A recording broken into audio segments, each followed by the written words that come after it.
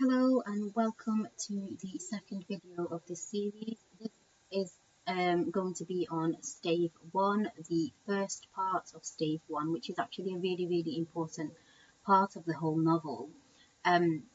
So feel free to pause the video here, go and grab your copy of A Christmas Carol so that you can annotate with me. Also remember to get a highlighter and a pen so that you can make your annotations as clear as possible.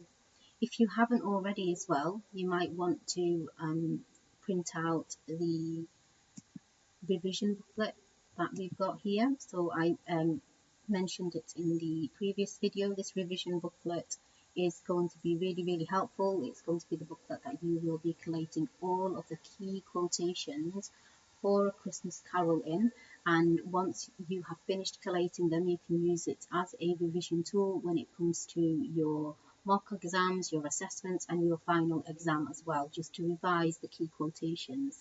Because like I've said before, as an examiner, I know how important it is that students know their texts really well, especially if you are aiming for the top grades 7, 8 and 9. You need to really convince the examiner that you know the text really well. Okay, so a link for this revision booklet will be provided in our Facebook English Illuminated page. So please feel free to download and print off this free resource and collect the key quotations that we go through in today's lesson. Okay, so I'll be referring to the key quotations that we've collected in that booklet at the end of the lesson. So let's get started on the reading. Stave 1, Marley's Ghost. So the first part, there's not that much to annotate. As you can see, the annotations are the bits that we've highlighted. So this is just going to be me reading it and just explaining a bit more. Okay, so the highlighted bits are the key quotations, and the bits that are not highlighted I will be explaining if there's anything that needs to be explained. Marley was dead to begin with. There is no doubt whatever about that. The register of his burial was signed by the clergyman, the clerk, the undertaker, the chief mourner. Scrooge signed it, and Scrooge's name was good upon change for anything he chose to put his hand to. Old Marley was as dead as a doornail. Mind, I don't mean to say that I know of my own knowledge. So here you see that there's the conversational style, almost like, so what I spoke to you guys about in the preface, about Dickens using a conversational style within A Christmas Carol to make it seem as though he's almost sitting down telling us a story, and also to add that humorous, entertaining appeal to it as well. What there is particularly dead about a doornail, I might have been inclined myself to regard a coffin nail as the deadest piece of ironmongery in the trade, but the wisdom of our ancestors is in the simile, and my unhallowed hands shall not disturb it, or the country's done for. You will therefore permit me to repeat emphatically that Marley was as dead as a doornail. Scrooge knew he was dead. Of course he did. How could it be otherwise? Scrooge and he were partners for I don't know how many years. Scrooge was his sole executor, his sole administrator, his sole assign, his sole residuary legatee, his sole friend and sole mourner. So here we see the repetition of the word sole and the list of different roles that Scrooge played in Marley's life. So in his friend Marley, who's died, his life. And this represents two things. First of all, the loneliness and the isolation of these two men, and the importance as well of them to each other, which is then contrasted by Scrooge's callous, so uncaring attitude towards Marley's death. Scrooge was all things to Marley, so the word soul means only, the soul means only person, so we can see here that Scrooge was all things to Marley. So presumably, Marley was all things to Scrooge. This is confirmed by the use and the repetition of the word soul. So we can assume Scrooge is now alone in the world, now that his only friend has died. So although the repetition of soul primarily alerts us to Scrooge's and Marley's separation of themselves from anything other than business, it also makes us think of soul's homophone, so soul, S-O-U-L, as in the spiritual soul. This is an early hint that there may be more to Scrooge than we immediately credit him with, and that the novella is actually concerned with his redemption, so his change in character, which we know that this novel is all about, okay, if you are familiar with it. And even Scrooge was not so dreadfully cut up by the sad event, but that he was an excellent man of business on the very day of the funeral, and solemnized it with an undoubted bargain. So he carried on with his business. It says he was an excellent man of business, and he was particularly good in his business because what he did with the funeral was make sure that it was a cheap funeral, okay? And that's what they're talking about here with the undoubted bargain. So the closing part of this passage reveals Scrooge's attitude to money. Despite being the only person affected by Marley's death, he marks the occasion with a bargain. So given that Scrooge was Marley's sole everything, so only everything, the suggestion here is that Marley was so focused on business that he had no time for any other friends or family. And given Scrooge's arranging a bargainous funeral, we assume the same is true of Scrooge. So the both of them were as stingy and callous as each other, even though they were the only people in each other's lives. The mention of Marley's funeral brings me back to the point I started from. So again, we've got this conversational style. So Dickens maintains this conversational style. He continues to write in a very self-conscious way, aware that he's talking to his readers as he passes on this message, but in a conversational, easygoing style. There is no doubt that Marley was dead. This must be distinctly understood, or nothing wonderful can come of the story I am going to relate. If we were not perfectly convinced that Hamlet's father died before the play began, there would be nothing more remarkable in his taking a stroll at night in an easterly wind upon his own ramparts than there would be in any other middle-aged gentleman rashly turning out after dark in a breezy spot, say St. Paul's churchyard, for instance, literally to astonish his son's weak mind. So here they're alluding to the story, the Shakespearean play Hamlet, and about how if we didn't know that his father had died at the beginning of the play, then it wouldn't be so scary or so weird for the ghost of his father to return. So it's not really that important, and that's why I've not highlighted it. Scrooge never painted out Marley's name. So this confirms the early impression of his miserly nature, so his stingy nature, Scrooge's stingy nature. Maybe it suggests that death doesn't bother him. However, it could also suggest that he can't seem to form close bonds. Surely you would want to forget the death of your soul friend if you were that callous or miserly or stingy. But here we see that Scrooge keeps his name. I mean, it could be honest, just down to how stingy he is. He doesn't want to pay or go to the trouble of taking the name down. But also, perhaps it could hint that he wanted to keep that the name of Old Marley on there for a reason, because it has sentimental value. So that's obviously open to interpretation.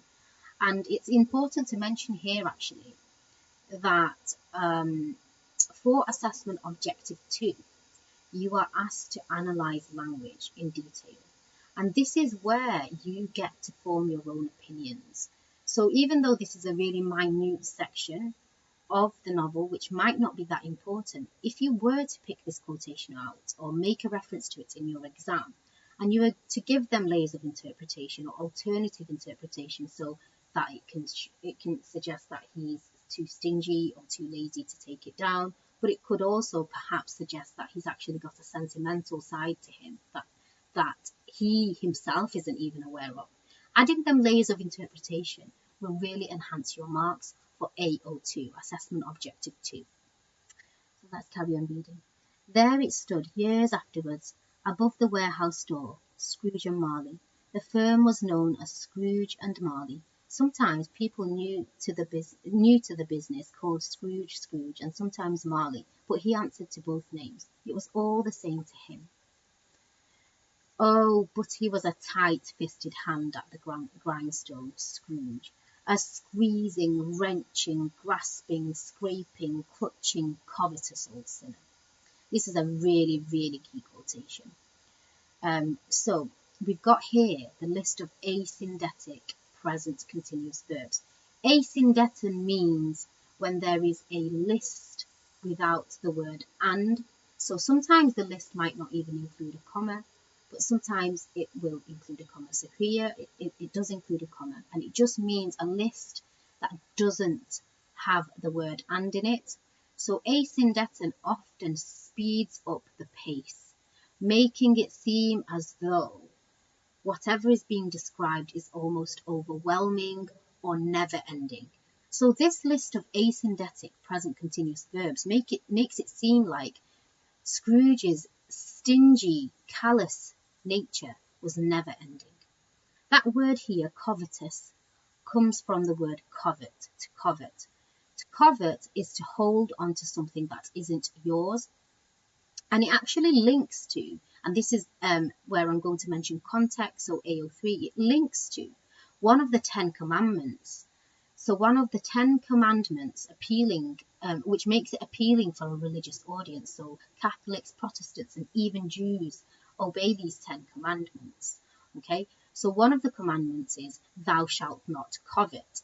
Okay, so that's why that word there, covetous, and then old sinner is used here, because it's suggesting that Scrooge is sinful for holding on to his wealth and not sharing it with the poor.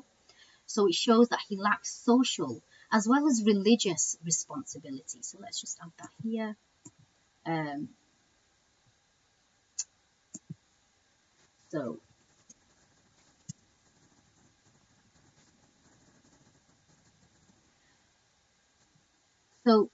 And he's going against one of the 10 commandments by holding on so stingily to his wealth and not sharing it. So let's continue to read. Hard and sharp as a flint, from which no steel had ever struck out a generous fire. So we've got the use of the simile here, suggesting that Scrooge is difficult to break. However, he's not impossible. Remember, he's hard and sharp, but there's nothing to suggest that he can't soften. Okay, so he can't soften, he can't become more blunt. So he's sharp and hard at the moment. So the imagery of someone who is hard to break or mold is a recurring theme throughout the novella when describing Scrooge. And it's important to note that there's the use of that constantly. And then secret and self-contained and solitary as an oyster. This is another really key quotation. If you've already studied it, you might know this quotation already. Okay, so it links to the theme of isolation and loneliness, which we see, again, another recurrent theme throughout A Christmas Carol. It's important, again, also to know themes that reoccur throughout the novel, because obviously Dickens has done that for a purpose, to show that Scrooge is really difficult to break, but he's not impossible, and he's also in need of redemption. The cold within him froze his old features, nipped his pointed nose. So here we're going to see lots of imagery, lots of words associated with cold weather. The cold within him froze his old features, nipped his pointed nose, shriveled his cheek, stiffened his gait, made his eyes red, his thin lips blue, and spoke out shrewdly in his grating voice. A frosty rime was on his head, and on his eyebrows, and his wiry chin. He carried his own low temperature always about with him. He iced his office in the dog days and didn't thaw it 1 degree at Christmas. So we've got the semantic field or the lexical word choice. You can use either one. So I always pick out writer's methods. Okay, so writer's methods can be anything like similes, metaphors, personification, but it can also be things like word class, so nouns, verbs, adjectives, or things like semantic or lexical fields. Semantic and lexical fields are the same thing, It's just lexical sounds a bit fancier. Okay, so the temperature is matched to Scrooge's personality, but his personality impacts on the world around him. So notice how everything that Dickens is speaking about Scrooge himself, but also the impact he has around with those around him. The sense of isolation as well is portrayed here, and it is increased as nothing affects him, but he exudes, so gives out cold and changes atmospheres. So he changes people's moods or atmospheres or feelings whenever he's passing by them or near them because of how cold he is. Although he himself feels unaffected, others feel affected by him. So that we've got here as well the theme of social responsibility, how our manners and mannerisms are really important, not just for ourselves, but for the way we make others feel as well. So Dickens might be making an early hint that Scrooge is a powerful character. He just needs to learn to be good. We also see as well that throughout this paragraph, Dickens has really exaggerated Scrooge's bad qualities. So he becomes almost like a pantomime villain, and therefore funny. So he's not scary by any means. He is very much a pantomime villain. So somebody who you'd find humorous and funny. And you'll see that he's depicted in a similar way whenever you see adaptations of A Christmas Carol as well. External heat and cold had little influence on Scrooge, so there's a continuance of the semantic field of cold weather. No warmth could warm, no wintry weather chill him. No wind that blew was bitterer than he. No falling snow was more intent upon its purpose. No pelting rain less open to entreaty. Foul weather didn't know where to have him. The heaviest rain and snow and hail and sleet could boast of the advantage over him in only one respect. They often came down handsomely, and Scrooge never did. So here we've got that humorous edge to Dickens's writing that I've alluded to before. They're talking about how hail and rain and sleet will come down handsomely, meaning they're very generous in their giving, but Scrooge never is. So there's the contrast there between how generous the weather is, and how callous and greedy and stingy Scrooge is. So there's also the continuance to exaggerate the unpleasantness of Scrooge's character. It's highlighting his unchanging nature, which suggests that he's a stubborn character. Nobody ever stopped him in the street to say, with gladsome looks, "My dear Scrooge, how are you? When will you come to see me?" No beggars implored him to bestow a trifle. No children asked him what it was o'clock. No man or woman ever once in all his life inquired the way to such and such a place of Scrooge. So here again the theme of isolation, how nobody wants to be anywhere near him because of how scared they are of him, because of the self-inflicted isolation that he's placed on himself. Even the blind men's dogs appeared to know him, and when they saw him coming on, would tug their owners into doorways and up courts, and then would wag their tails as though they said, "No eye at all is better than an evil eye, dark master." So it's almost they're painting this imagery of dogs talking, blind men's dogs talking, because they don't want to be anywhere near him. But what did Scrooge care? It was the very thing he liked. So here, Scrooge has achieved the isolation that he wants. We see as well later on when Fred comes to invite him to Christmas dinner, his nephew Fred comes to invite him to Christmas dinner, that he does not seek others' company. He doesn't want to be anywhere near Fred. At this early stage of the novella, we can't understand why someone would seek such isolation, why it was the very thing he liked. How could somebody like to be this lonely? So Dickens is definitely creating a character who is in need of redemption, and readers will have to work hard to understand him. To edge his way along the crowded paths of life, warning all human sympathy to keep its distance, was what the knowing one calls nuts. So we're going to finish here for today. I am now going to refer you to the Christmas Carol booklet that I've mentioned. Like I said, the link for it will be in the description box below. So these are the quotations that we've collected so far. So I'll just zoom in a little bit.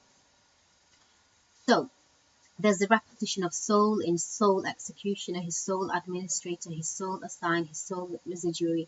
You do not need to remember this massive long quotation for your exam.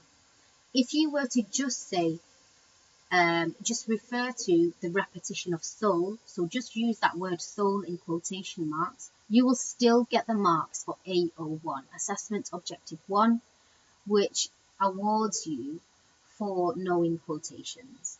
Okay, so you don't need to know this long quotation. You feel free to write it inside your booklet if you want to, but even if you were to just refer to how the repetition of the word sole here and identify it as repetition, so you'll get awarded for both AO1 for knowing the quotation and AO2 for addressing writer's methods, or identifying writer's methods. We've also got the quote, Solomonized it with an undoubted bargain.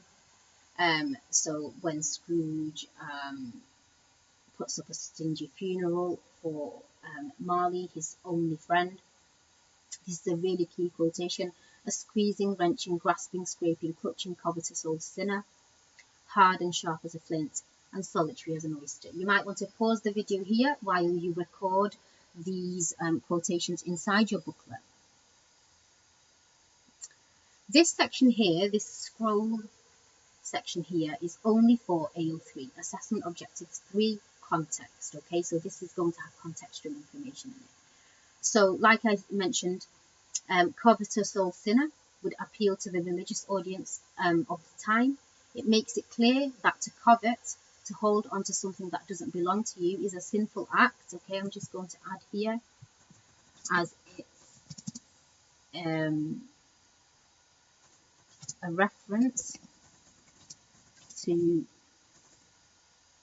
one of the 10 Commandments, and implies that if you are wealthy, you have the social, as well as the social responsibility, as well as the religious duty to share this wealth. Okay, so this is all AO3 information that goes here.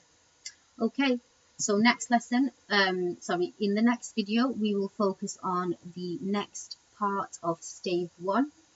So feel free to follow me along, and as always, it's been a pleasure. Thank you.